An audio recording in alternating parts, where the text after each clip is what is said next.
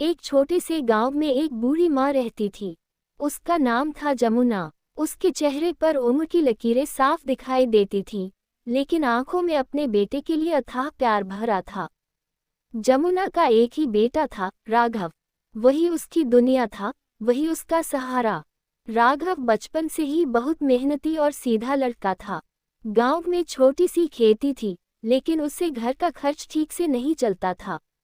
जमुना दिन भर दूसरों के घरों में चौका बर्तन करती और शाम को अपने बेटे के लिए रोटियां सेंकती। वक्त बीता और राघव जवान हो गया। गांव वालों ने मिलकर उसकी शादी एक सुंदर लड़की कविता से करवा दी। शुरू शुरू में कविता बहुत मीठा बोलती थी। वह जमुना के पैर दबाती, उन्हें माँ कहकर बुलाती और खूब सेवा करती।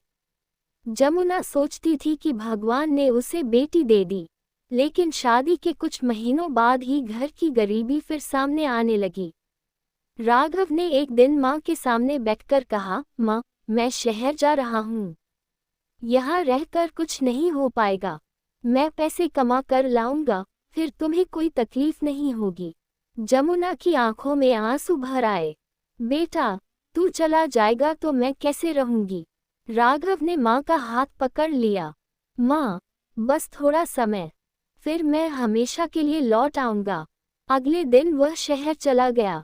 जाते जाते उसने अपनी पत्नी कविता से कहा, मेरी माँ का ध्यान रखना, उन्हें कभी दुख मत देना। कविता मुस्कुराकर बोली, आप चिंता क्यों करते हैं? माँ जी मेरी भी माँ जैसी हैं। शुरुआत के कुछ महीने ठीक रहे। राघव हर महीने पैसे भेजता रहा, लेकिन धीरे धीरे कविता का व्यवहार बदलने लगा। अब उसे जमुना बोझ लगने लगी थी। दिन भर बस खाट पर बैठी रहती हो, कुछ काम भी कर लिया करो। कविता ताने मारती। बूढ़ी जमुना कांपते हाथों से झाड़ू लगाती, बर्तन मांजती और चुपचाप सब सह लेती।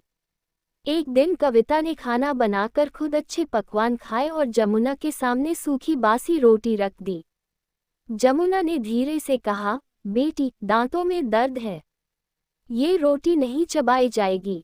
कविता गुस्से से बोली, तो क्या तेरे लिए हलवा बनाऊं? जमुना चुप हो गई। वह बेटे को परेशान नहीं करना चाहती थी।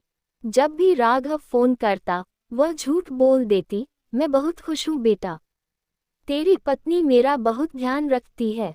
धीरे धीरे कविता का दिल और कठोर हो गया। एक रात तेज आंधी और बारिश हो रही थी। बिजली जोर जोर से चमक रही थी। उसी रात कविता का गुस्सा फूट पड़ा। कब तक तेरी सेवा करती रहूं मैं? वह चिल्लाए। जमुना डरते हुए बोली, बहू, मैंने क्या किया? कविता ने गुस्से में उनका हाथ पकड़ लिया और दरवाजे तक घसीट लाए। निकल जा यहाँ से, तेरे बेटे ने मुझे नौकरानी नहीं बनाया। इतना कहकर उसने बूढ़ी जमुना को बारिश में धक्का दे दिया और दरवाजा बंद कर लिया। जमुना पूरी रात भीगती रही। वह दरवाजा पीटती रही, बहू, दरवाजा खोल दे, मैं कहाँ जाऊंगी? लेकिन अंदर से कोई जवाब नहीं आया। सुबह होते होते जमुना को तेज बुखार हो गया। गांव के बाहर एक पुराने बरगद के पेड़ के नीचे उसने फटे तिरपाल और लकड़ियों से छोटी सी झोपड़ी बना ली। अब वह गांव वालों के खेतों में मजदूरी करने लगी। कभी घास काटती, कभी पशुओं के लिए चारा लाती। बदले में कोई उसे थोड़ा आटा दे देता तो कोई चावल। गांव वाले उसकी हालत देखकर दुखी होते। तेरा बेटा शहर में कमाता है, फिर तू ये सब क्यों कर रही है? जमुना बस मुस्कुरा देती। उधर शहर में राघव दिन रात मेहनत कर रहा था। उसने बहुत पैसे जमा कर लिए थे।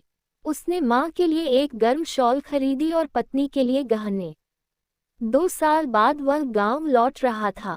दोपहर की तेज धूप थी। रास्ते में उसे बहुत प्यास लगी। तभी उसकी नज़र बरगद के नीचे बनी टूटी झोपड़ी पर पड़ी। वह पानी मांगने वहां पहुंचा। कोई है? थोड़ा पानी मिलेगा? अंदर से कमजोर आवाज आए, आ रही हूँ बेटा। एक बूढ़ी औरत कांपते कदमों से बाहर आई। जैसे ही राघव ने उसे देखा, उसके होश उड़ गए। माँ, उसके हाथ से बैग गिर पड़ा। जमुना भी बेटे को देखकर रो पड़ी। राघव, मेरा बेटा। राघव माँ के पैरों में गिरकर फूट फूट कर रोने लगा। माँ, यह क्या हालत बना ली? तुम यहाँ क्यों रह रही हो? जमुना पहले चुप रही, लेकिन बेटे के बार बार पूछने पर उसने सारी सच्चाई बता दी। कैसे कविता ने उसे घर से निकाला, कैसे उसने भूखे रहकर दिन बिताए, कैसे उसने मजदूरी करके खुद को जिंदा रखा। ये सुनते ही राघव की आंखों में गुस्सा भर गया। वह मां को लेकर सीधे घर पहुंचा। कविता पति को देखकर खुश हो गई। अरे आप आ गए, बताकर आते तो। लेकिन राघव ने गुस्से में पूछा, मां कहाँ है?